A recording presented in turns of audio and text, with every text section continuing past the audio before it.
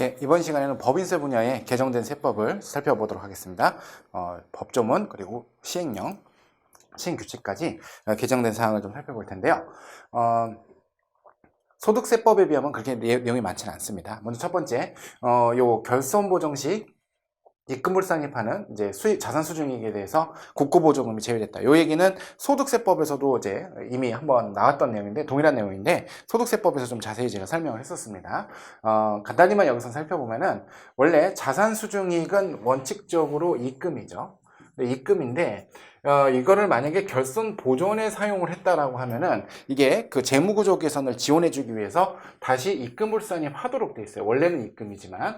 그런데 이 자산 수중이익의 성격이 결손 보존에 썼을 때 입금불상입 한다는 얘기는 이 취지 자체는 원래는 어떻게 돼요? 대주주라든지 사업주가 회사에다가 자신의 사재 출연을 해서 그 사재 출연한 부분으로 이제 결손을 보존했다라면 재무구조를 이제 개선을 지원하기 위해서 입금불상입하는 그런 구조인데, 문제는 국가가 지급한 국고 보조금도 자산 수중이익으로 회계 처리를 하게 된다는 거죠. 그렇게 됐을 때 이걸 갖고서 입금불상입을 하게 되면은 이제 그 취지에 좀 맞지 않다 보니까 그 부분에 대해서는 입금불상입할 때 이제 그 제외시키겠다라는 거가 되는 거죠. 근데 이 부분은 이제 제외되는 부분이 적용되는 시기를 좀 잘 봐야 되는데, 2010년 1월 1일 이전에 게시한 사업연도에서 발생한 결손금 보존에 충당한 경우에는 종전 규정을 적용을 한다, 또 이렇게 돼 있습니다. 이걸 잘 보셔야겠죠. 지금 2020년이니까 이제 2020년 기준으로 봤을 때 10년 이제 넘어갔을 때 과거 이제 2010년의 이제 그 10년 동안 이월결손 공제가 가능하죠. 이 기간을 감안을 해서 2010년 1월 1일 이전 부분은 종전 규정을 그냥 계속 적용하는 걸로 되어 있다는 것을 좀 살펴보시면 좋겠습니다. 자, 그리고 두 번째는 수입배당 입금불산입인데요. 입금불산입 비율, 여기는 요 개정된 부분에 요 표만 한번 잠깐 참고하시면 되겠습니다. 종전에는 입금불산입률을 이제 100% 할 거냐, 50% 할 거냐, 30%냐 할 거냐를 적용할 때 여기 초과 이하 이렇게 돼 있었는데 요거를 이상 미만으로 바꿨습니다. 요 표가 여기서도 좀 변경이 되고요. 이건 이제 일반 법인의 이제 이제 입금불산입률이고, 그다음에 지주회사 입금불산입률도 똑같이 이상 이렇게 미만 이렇게 바뀌었다는 것까지 참고만 해서 실무 적용에 유의하시면 되시겠습니다. 자, 그리고 중요하게 바뀌는 거죠. 기부금 2월 공제를 할 때 원래는 우리가 이제 2월된 기부금하고 당해연도 기부금이 있었다라고 하면은 종전 규정은 당해연도 기부금을 먼저 공제를 하고 2월된 기부금을 공제를 했었어요. 근데 이거를 이제 순서를 바꿔서 2월된 기부금이 먼저 들어가는 거죠. 그리고 나서 이제 당해연도 기부금을 공제를 하는, 이렇게 이제 기부금 공제 순서가 이제 바뀌게 되는데, 이 바뀌는 부분은 소득세법뿐만 아니라 법인세법이 다 같이 바뀌어요. 그래서 지금 이미 그 1월 달에 1월, 2월에 연말정산 하실 때 이 부분을 반영을 하셨을 거예요. 왜냐면 요게 이제 적용 시기가 이번에 19년도에 말에 개정이 됐지만, 이번 이후 2020년 1월 1일 이후 가세표준을 신고하는 분부터 적용을 하기 때문에 지금 보면은 2월 달, 3월 달에 우리가 연말정산한 것은 19년 기속 근로소득에 대해서 연말정산을 했죠. 근데 그것도 이미 요 변경된 공제 순서에 따라 진행을 하셨을 거고, 이번에 5월 달에 종합소득세 신고할 때도 마찬가지고요. 3월에 법인세 신고할 때도 마찬가지로 2월 결손 공제 순서가 바뀌는 부분에 대해서 이제 그 인지를 하시고 세무 조정을 하셔야 됩니다. 자, 그러면 어떤 일이 생기느냐? 이 기부금 공제를 할 때 이게 순서가 바뀌게 되면요, 서식이 달라져야 돼요. 기부금 조정 명세서는 서식이. 그래서 지금 현재 기부금 조정 명세서가 개정이 되었고요. 그 서식에서 작성하는 부분을 보면은 이렇게 순서가 바뀐 부분에 대해서 세무 조정하는 부분이 반영이 된 개정 서식이 나와 있습니다. 근데 이 개정 서식에 대한 강의를 보고 싶으신 분들은 저의 개인 유튜브에 와서 보시면은 이 개정 서식에 대한 작성 사례를 설명하는 그런 서식 작성 해설 강의가 있습니다. 그래서 그 이제 유튜브 계정에서 저의 이름 김태원 세무사를 검색해서 들어오시면은 기부금 조정 명세서라고 하는 그 강의가 있는데, 그 기부금 조정 명세서 강의가 방금 이번 바로 법인세 신고 때 반영되는 요 부분을 이제 반영한 그 개정 서식 해설 사례니까 그걸 좀 참고해 주시기로 하시고요. 그 다음 이번에 이 접대비 한도 상향되는 거, 이거 굉장히 중요하죠. 기존에 중소기업의 우리 접대비 한도가 보면 기본 한도가 한동안 굉장히 오랫동안 1,800을 쓰다가 몇 년 전에 한시적으로 2,400을 올려줬는데, 이 2,400이 이번에 3,600까지 올라갑니다. 중소기업 아닌 경우 1,200은 그대로 있고요. 그리고 이 기본 한도에다가 수익금액별, 즉 매출액 곱하기 비율을 이제 곱하게 되는데, 이 비율도 올라가게 돼요. 조금씩. 자, 그러면 한번 비교를 한번 해보겠습니다. 중소기업이고 그리고 매출액이 이제 100억이다라고 하면은 종전 규정에 따르면은 2,400만 원 하고요. 더하기 수익 금액 기준은 100억 곱하기 0.2%를 곱하면 2천만 원이 되거든요. 그래서 종전 규정에 따르면은 접대비 한도가 이런 경우 4,400이 나왔었다라고 한다면은 이제 개정 규정에 따르면은 기본 한도 3,600으로 올라가죠. 그리고 이제 100억까지는 0.2%에서 0.3%로 올라가기 때문에 3천만 원이 적용이 돼서 6,600만 원으로 이렇게 접대비 한도가 올라가는 거를 이제 시뮬레이션에서 잠깐 살펴봤는데 접대비 한도가 중소기업의 접대비 한도 올라가고 요거는 2020년 1월 1일 이후 게시하는 거니까 내년도 법인 결산에 반영을 잘 하시면 되시겠습니다. 요거는 법인세법뿐만 아니라 소득세법도 같이 개정됐기 때문에 개인사업자에게도 적용된다 이렇게 알고 계시면 좋겠습니다. 자, 그리고 업무용 승용차, 우리 업무용 승용차에 대해서는 운행기록부도 작성해야 되고 감가상각비 한도도 적용받게 되죠. 근데 이때 제외되는 승용차의 범위가 몇 가지가 있었어요. 뭐 운수업을 한다든지 뭐 자동차 판매업, 자동차 임대업. 그런데 여기다 이제 하나 추가된 게 연구개발 목적의 승용차다. 그래서 승용차 관련된 부품을 이제 만드는 회사들이나 이런 데들은 연구개발을 하기 위해서는 반드시 승용차 필요하거든요. 그래서 그런 차량에 대해서는 이렇게 그 운행기록부를 작성하거나 그러지 않아도 된다는 그런 내용이 하나 추가됐다. 이렇게 보시면 좋겠고요. 그 다음에 정규증명서로 미수치. 우리가 3만 원이 초과되면은 반드시 신용카드, 현금영수증, 세금계산서, 계산서와 같은 증명서류, 이걸 정규증명서류라고 하는데 이 정규증명서를 반드시 받아야 되죠. 근데 이 정규증명서류를 안 받으면은 미수치 금액의 2% 가산세 이렇게 돼 있었어요. 근데 이제 어떤 상황이 좀 생길 수가 있냐면 예를 들어서 간이영수증이에요. 김밥 천국이다 이런 데서 나오는 이런 간이영수증을 1,000만 원을 받은 거예요. 그럼 1,000만 원을 받았을 때 이거는 지금 간이영수증으로 받으면 안 되는데 받았으니까 원래는 어떻게 돼? 2% 가산세가 나와야 되죠. 그런데 만약에 세무조사 결과 확인해 봤더니 이게 실제 200만 원은 실제 금액이 거래가 맞고요. 거래가 인정이 됐는데 나머지 800은 과다하게 허위로 수취했다. 이렇게 되면은 이 800만 원 같은 경우는 가산세가 나오는 게 아니라 그냥 얘는 손금불산입하고 증명서류 없는 비용 같은 경우는 대부분은 상여 등 사회 유출로 처분하게 돼 있어요. 자, 그러면은 이때 2% 가산세를 부과해야 되는 금액은 얼마냐 이거를 좀 생각해 봐야 돼요. 만약에 허위 가공경비, 허위나 이제 가공경비로 봐갖고 아예 이렇게 송금 불산입돼 버린 이 부분에 대해서도 2% 가산세가 또 들어가면은 때린데 또 때리는 그런 경우가 될 수 있어요. 그래서 지금 종전에는 이게 좀 명확하지 않게 법정으로 돼 있었는데 여기에 대해서만 2% 가산세를 불친다라는 거죠. 그래서 미수치 등 금액 중에서 송금 필요경비로 인정되는 금액만 2%로 가산세를 하는데 그러면은 이제 필요경비로 인정되지 않은 거 여기에 인정되지 않은 건 어떻게 되느냐? 그거는 전액 송금 불산입이나 필요경비 불산입이 돼서 가공 허위 경비로 이렇게 들어가니까 이미 더 큰 불이익을 받기 때문에 가산세는 부과 안 한다. 이런 컨셉으로 이해를 좀 하시면 좋겠습니다. 자, 그 다음에 2월 결손금 공제를 할 때 소득금액의 60% 한도를 하는데 우리가 중소기업이나 회생계획인가를 받은 그런 법인들은 요거를 이제 제외시키죠. 요 제외시키는 범인에다가 사업재개편을 위한 이제 법인들, 기업활력법이라고 해서 이제 사업재개편을 위한 이제 각종 제도들을 적용받는 기업들이 있습니다. 그 요건에 해당되면은 역시 2월 결손금 공제 한도를 적용하지 않고 전액 다 공제할 수 있는 그런 내용이 하나 추가가 되어서 개정되었고요. 자, 그 다음에 중소중견기업이 해외 주재원에게 지급한 인건비다라고 돼 있어요. 근데 이거를 잠깐 좀 생각해 보시면 이 요건이 우리나라 법인이 있어요. 근데 100% 해외 출장한 자회사가 있습니다. 그러면 우리가 법인격 자체로 보면은 해외 출자한 100% 자회사는 우리랑은 별개 회사겠죠. 그런데 그 100% 자회사는 법인격은 별도이지만 사실상 우리 회사가 그 회사를 다 컨트롤한다고 봐야 돼요. 우리가 그러다 보니까 이제 100% 자회사 완전 자회사니까 뭐 여러 가지 연결 회계를 하든지 지분법이라는 이런 것들이 필요한 건데 문제는 세법상으로는 그 100% 자회사에서 업무를 하기 위해서 지금 우리나라에 있는 우리 회사 직원이 나가서 일을 한다라고 하면은 그 사람의 급여를 좀 지급하는 경우가 있었는데 이게 종전 규정에 보면 송금 불산입을 했었어요.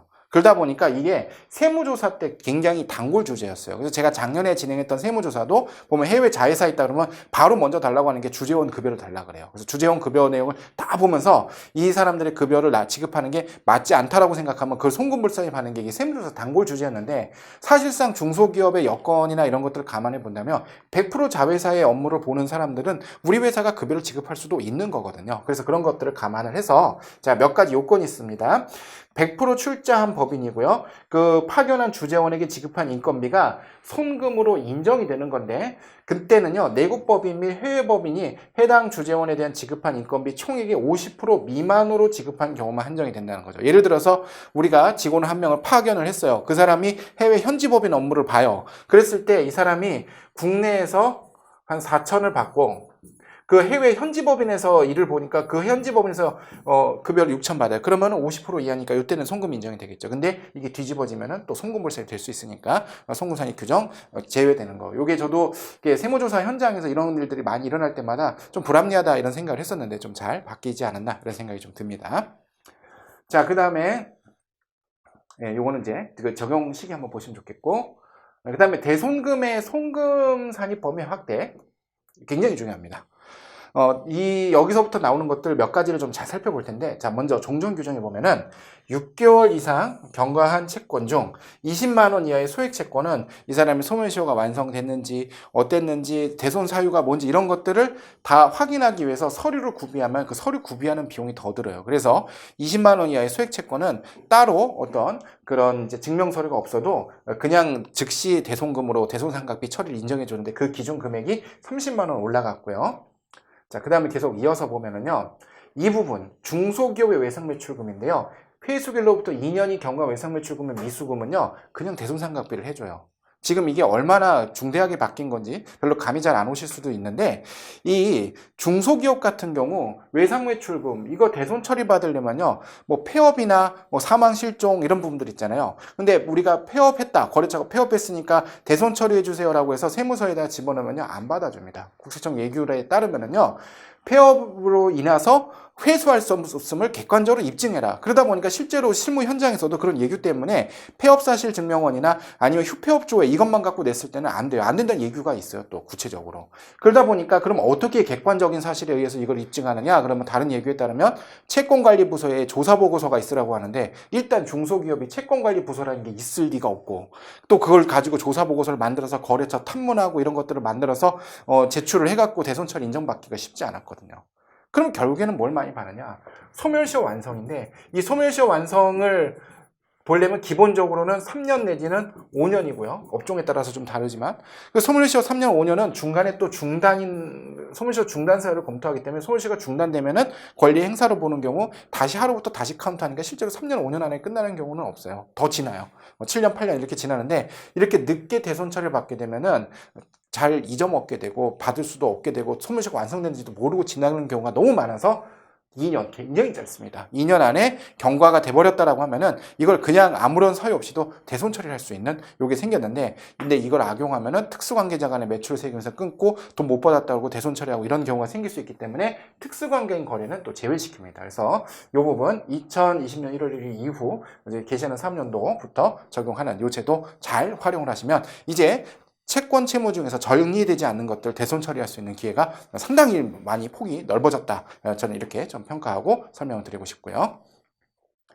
그 다음에 이제 소액 수선비에 대한 감가상각비인데요. 원래 우리가 수선비면 이게 자본적 지출인지 수익적 지출인지를 구분을 해줘야 됩니다. 그래서 자본적 지출이면은 자산의 취득가액을 집어넣어서 감가상각을 해주고, 수익적 지출이면은 그냥 수선비에서 단기 비용을 처리해도 되는데, 자본적 지출에 한다 하더라도 만약에 금액이 300만 원 미만이면은 300만 원 미만 되는 금액 때문에 그 수선비를 취득가액 올려서 감가상각 그 계산 구조를 다 바꾸게 되면은 너무 번거로울 수 있으니까 즉시 비용 처리하는 걸 이제 즉시상각 의제라고 하는데, 이 즉시상각 의제 규정이 있었어요. 근데 이 부분을 이제 그 세월이 좀 지났으니까 물가도 많이 올랐죠. 그래서 소액수선비 기준 금액을 600만 원으로 올려줬다. 이런 부분까지 생각을 해보시면 좋겠습니다. 자, 이어서 즉시상각 의제 계속되는 내용인데요. 기존에는 100만 원 이하면은 즉시 상각의제 그냥 바로 비용 처리해도 다 인정을 해줬어요. 그러다 보니까 저희가 실제 결산하면서 취득 금액이 100만 원 이하인 자산 그냥 비용 처리를 하고 그랬었죠. 그런데 우리가 100만 원이 넘어도 어떤 자산의 종류별로 100만 원 넘는 자산도 한 방에 비용 처리할 수 있는 그런 자산의 목록들이 이제 열거가 돼 있는데 그 중에 금형이 이제 포함되어 있었는데 이게 금형이 이제 제외된다. 제외되는 걸로 좀 생각을 해주시면 좋겠습니다. 그래서 우리가 어떤 이제 그 플라스틱이나 아니면은 이제 그 여러 가지 이제 금형에다가 틀에다가 부어가지고 여기서 이제 어떤 그 제품을 제조할 때 사용하는 이런 금형 같은 경우는 이제 즉시상각 적용 범위 대상 자산에서 제외되기 때문에 앞으로는 감가상각을 해야 될 것으로 생각이 됩니다. 감가상각을 적용을 하게 되어 있고요. 자, 지금부터 보시는 업무용 수용자 굉장히 중요하게 바뀐 것 중에 하나입니다.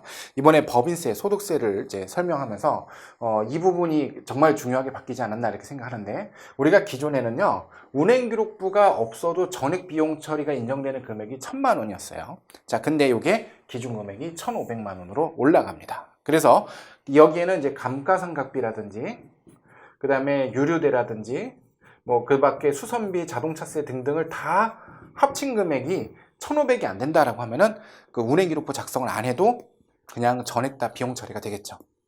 그러면 우리가 봤을 때 진짜 1억, 2억 이렇게 비싼 차량 같은 경우 운행기록부를 꼭 써야 되겠지만 그렇지 않은 기본적으로 한 우리가 생각하는 4천, 5천 뭐 요 정도 되는 이제 차량들 같은 경우는 운행기록부를 작성하지 않아도 전액 다 비용 처리가 되게 되는 그런 상황이 올 수가 있습니다. 그래서 이게 납세제 부담을 많이 저희 우리 실무자들의 부담들도 많이 덜어졌다. 이 부분 중요하게 바뀐 거. 그리고 이게 법인세법, 소득세법 동시 적용이기 때문에 소득세법도 동일하게 운행기록부 없을 때 비용 처리되는 한도가 1,500이라는 것을 좀 생각을 해주시면 좋겠고요. 자, 그 다음에 2월 공제 방식의 조정인데 이 부분은 제가 잠깐 필기를 해서 좀 설명을 좀 드리겠습니다. 우리가 크게 차량을 자가가 있고 리스나 렌트 이렇게 나눠요. 크게 세 가지 종류로 나눌 수가 있는데 자가 같은 경우는 우리가 매년 감가상각을 하면은 감가상각비가 한도 초과되면 그거를 2월 송금 산입을 하게 돼 있고요. 나중에 이 차량을 자가 차량을 처분을 하면은 처분 손실에 2월 송금 산입이 있습니다. 이 처분 손실이 발생하면 이것도 800만 원까지만 인정을 하고 그 넘어가는 것은 2월 송금 산입을 하는데 자, 리스나 렌트 같은 경우는 어떻게 됐냐? 리스나 렌트는 차량을 취득한 게 아니니까 감가상각비가 아니라 임차료 중 감가상각비 상당액이다 이런 표현을 씁니다. 감가상각비 상당액의 2월 송금 산입이 있고요.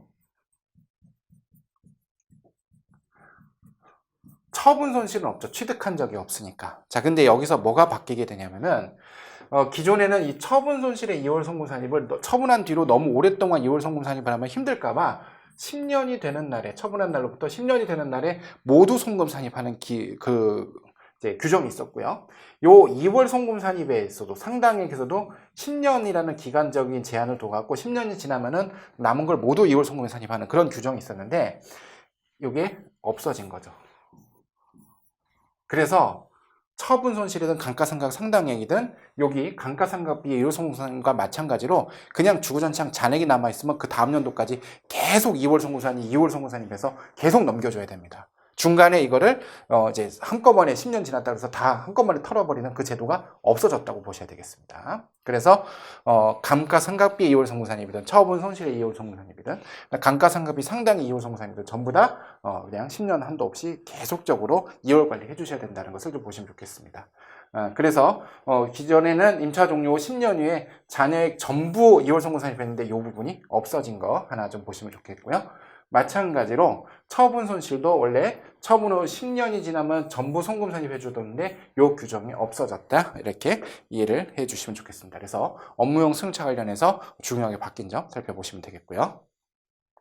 자, 그리고 비영리법인은 고유목적 사업 준비금을 송금 산입을 하죠. 그런데 이 고유목적 사업 준비금을 할 때 이제 50%만큼 이제 고유목적 사업 준비금 소득 금액이 있으면 사업 수익 금액 같은 50%, 뭐 그리고 비영리법인의 종류에 따라서 또는 소득의 종류에 따라 이자 소득은 100%인 경우도 있고 뭐 이렇게 되는데 일반적인 이제 사업 소득 같은 경우는 50%만큼 이제 고유목적 사업 준비금을 이제 송금에 산입할 수 있죠. 즉 비영리법인이 수익 사업을 해서 수익이 생겨도 50%까지는 세금을 안 내고 나중에 그 재원을 가지고서 세금 안 내 50% 부분만큼은 고유목적 사업 준비금의 사용이라 그래서 고유목적 사업에 쓰면 됩니다. 자, 근데 이제 어떤 상황이 생길 수가 있냐면 한 두 가지가 여기서 좀 달라지는데, 이때 이자 배당 소득에 대해서 100%를 적용하는 이 부분에 있어서 일시적 자금 예치라고 하는 이런 부분이 있었는데, 이 일시적이란 말이 조금 이렇게 그 불명확하니까 3개월 이하다 이런 표현이 하나 좀 생긴 게 개정된 사항이 있고요. 자, 그 다음에 이 수익사업소득 금액에서 50%를 적용을 하는데, 이제 어떤 상황이 생길 수가 있냐면, 이 비영리 법인이 횡령이나 여러 가지 이제 부정을 저질렀어요. 매출 누락이나 횡령이나 이런 것을 저질러서 세무조사 결과 입금산입 이렇게 됐어요. 입금산입 상여나 기타 이런 게 처분이 돼서 이제 세무조사 결과가 나와서 입금산입하면 법인세가 더 많이 나오게 됐죠. 근데 문제는 뭐냐면, 입금 산입했을 때 이 수익 금액이 올라가면은 고유목적 사업 준비금의 한도도 올라가다 보니까, 그럼 어떻게 돼요? 입금 산입했지만 세금을 추징했지만 다시 절반은 다시 감면을 해주는 그런 이제 이상한 결과가 이제 도출이 됐었던 거죠. 그래서 이번에 개정된 거는 이런 그 부정 행위로 인해 갖고 입금 산입한 부분은 고유목적 사업 준비금 설정 대상에서 제외시키도록 한 것이다 이렇게 보시면 좋겠습니다. 그래서 자, 경정으로 증가된 소득 금액 중, 경정이라고는 말이 나오면 우리가 세무조사랑 같은 뜻으로 읽으면 되겠죠. 세무조사로 증가된 소득 금액 중 특수관계인에게 상여 및 기타로 처분된 소득 금액이 있으면은 요거를 빼내요. 덜어내니까 이 부분에 대해서는 고유목적 사업 준비금을 설정할 수 없는 거죠. 기존에는 이런 규정이 없다 보니까 여기에도 50%를 고유목적 사업 준비금을 설정을 해갖고 감면이 이루어지는, 사실상 세금 감면이 이루어지는 그 문제가 있었는데, 이 부분을 제외시켰다는 것을 살펴보시면 좋겠습니다. 자, 그 다음은 저희가 국고보조금으로 취득한 자산에 대해서는 송금 산입을 할 때 관련된 법률이 이렇게 열거돼 있어서 이 관련된 법률에 의한 국고보조금만 이 규정을 적용했는데, 대상 법률이 조금 이제 더 달라졌다, 좀 추가됐다 이런 내용으로 살펴보시면 좋겠고요. 자, 그리고 법인도 성실신고 확인서를 내야 되죠. 근데 법인의 성실신고 확인서를 낼 때 제외되는 법인을 하나 만들어줬습니다. 유동화 전문회사 등이라 그래서, 유동화 전문회사 등은 우리가 법인세법에 보면은 배당 가능 이익의 90% 이상은 배당했을 때 소득공제를 해주는, 사실상 지급배당 소득공제법이 적용되는 그 회사들인데요. 이들은 이제 기업의 구조조정을 지원하기 위한 목적이나 이런 것들을 위해서 만들어지는 일종의 페이퍼 컴퍼니들인데, 걔네들은 이제 성실신고 확인서를 내는 대상에선 제외시켰다, 이런 것들 좀 보시면 좋겠습니다. 자, 그 다음에 기타 사회 유출 대상, 소득 처분 대상 기부금 범위 확대, 명확한 확대가 아니죠. 보면은 법인세법 24조에 보면은 그 기부금 송금불산입인데, 이거에 따라서 입금에 산입한 금액은 기타 사회 유출로 하라 그랬어요. 근데 기부금 규정이 적용이 되어 있는 이 법인세법 24조를 보면 기부금이 크게 3개가 있는 거예요. 법정 기부금도 있고, 지정 기부금도 있고, 그 다음에 비지정 기부금도 있어요. 근데 법정 기부금과 지정 기부금은 기타 사회 유출로 이제 송금물 산입하는 게 맞죠. 한도 초과되면은. 그러나 비지정 기부금 같은 경우는 사실상 업무무관 비용이다 보니까 상여나 배당과 같은 사회 유출로 처분해야 될 성격도 있거든요. 근데 이제 법조문에서 이렇게 표시가 돼 있다 보니까 마치 비지정 기부금도 이제 무조건 기타 사회 유출로 처분해서 이제 추가적인 소득세 부담이 없는 것처럼 이제 볼 수 있는 부분이 있어서 여기 이제 명확하게 24조에 따라서 법정 지정 얘만 기타 사회 유출이다 이렇게 명확하게 해놨죠. 그러면은 비지정은 어떻게 하냐? 법정 지정이 아니면 이제 비지정이니까, 비지정은 상황에 따라서 기타 사회 유출로 될 수도 있지만은 이게 귀속죄를 쫓아가서 과세할 성격이다라고 하면은 상여나 배당 등으로 이제 법인세법 시행령 106조에 따라서 이제 그 소득 처분을 해줘야 될 것으로 이제 생각이 됩니다. 자, 그리고 대송금 송금 산입, 이제 채권 중에서 보면은 확정 판결과 같은 효력을 가지는 것으로 회수불록으로 확정된 채권, 요게 이제 2018년도 작년에 한번 개정이 됐었던 거죠. 개정이 돼서 새로 대손 사유에 들어왔는데, 화해나 권고, 그 다음에 민사조정법에 따른 결정이 나오면은 대손 처리를 할 수 있는 그런 규정이 2018년도에 새로 생겼었습니다. 근데 거기에 하나 추가된 게 민사조정법에 따른 조정까지가 더 들어가서, 이런 것까지가 들어가면 이제 우리가 그 이제 채권 채무 관련된 소송을 할 때 최종 확정 판결까지 가기 전에 중간에 판사가 이제 제시하는 화해나 이제 조정 또는 합의 결정 뭐 이런 것들을 통해 가지고 중간에 조정 결정, 최종 판결 전에 조정 결정이 나오게 되면은 그거에 따라서도 대손 처리를 할 수가 있게 되는데, 그 이제 범위가 하나 민사소송법에 따른 조정이 또 추가됐다는 것을 살펴보시면 좋겠고요. 이 부분도 조금 어려운 부분 중에 하나인데, 많은 분들이 이거를 질문을 하시는 분들이 많았었어요. 자, 우리가 보면은 종전에 금융 리스가 있고요. 그 다음에 또 하나를 운용 리스가 있어요. 이걸 이제 구분을 이제 저희가 해서 실무 처리를 하는데, 왜냐하면 이제 금융 리스 같은 경우는 우리가 자산의 취득원가를 잡아서 감가상각비로 이제 비용 처리를 이제 감가상각비로 비용 처리를 하게 되는 거고요. 감가상각이고요. 운용 리스라는 것은 매월 나가는 리스료에 대해서 우리가 그 리스료 자체를 이제 송금 처리를 해왔었어요. 근데 이제 여기에 어떤 상황이 생기게 되냐면, 이번에 KIFRS 한국채택국제회계기준이죠.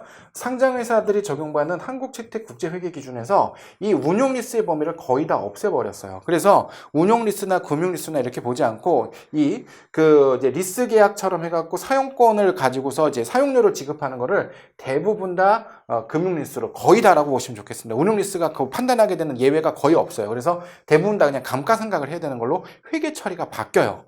그런데 법인세법에서는 종전 규정대로 그대로 리스료를 송금 산입하는 걸로 되어 있습니다. 이게 국제회계 기준이고 법인세법의 좀 차이점입니다. 그래서 요거는 이제 국제회계 기준에 따라서 이렇게 회계 처리를 바꾼 기업에게 적용이 되는 규정이다, 이렇게 좀 보시면 좋겠는데, 자 보시면은 한국채택 국제회계 기준을 적용받는 법인의 운용 리스 자산, 이때도 이제 리스료는 리스 기간에 걸쳐서 정액 기준, 이게 종전 방식이거든요. 종전 방식 그대로 적용한다, 이제 이런 내용을 명확하게 좀 표현을 해 주신 거죠. 왜냐하면 종전에는 기업회계 기준이 정하는 바에 따라 이러면은 국제회계 기준 변경된 방식을 따라가는 걸로 이제 보여지거든요. 근데 그렇게 되지 않고 변경되지 않았다, 세법에서는 이제 이렇게 표현을 했다라고 보시면 좋겠습니다. 자, 그리고 이 부분도 소득세법하고 이제 연계해서 굉장히 중요하게 바뀌는 것 중에 하나입니다.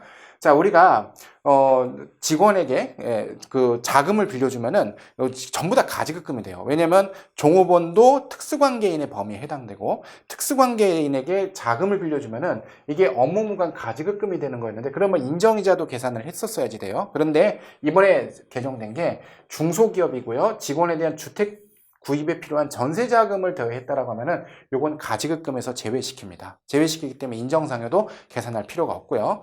직원이기 때문에 임원은 해당이 되지 않을 걸로 이제 생각이 되고요. 이 부분이 가지급금의 범위에서 제외가 되면은 회사 입장에서는 이제 그 복리후생 목적으로 직원들에게 주택 구입 관련된 대금을 빌려주는 거를 이제 세금 부담 없이 할 수 있는 그런 내용까지도 이제 살펴볼 수 있겠습니다. 이렇게 해서 이제 법인세 분야까지 다 설명을 좀 드렸고요. 개정되는 내용 잘 반영하셔서 실무에 적용하시면 좋겠습니다. 감사합니다.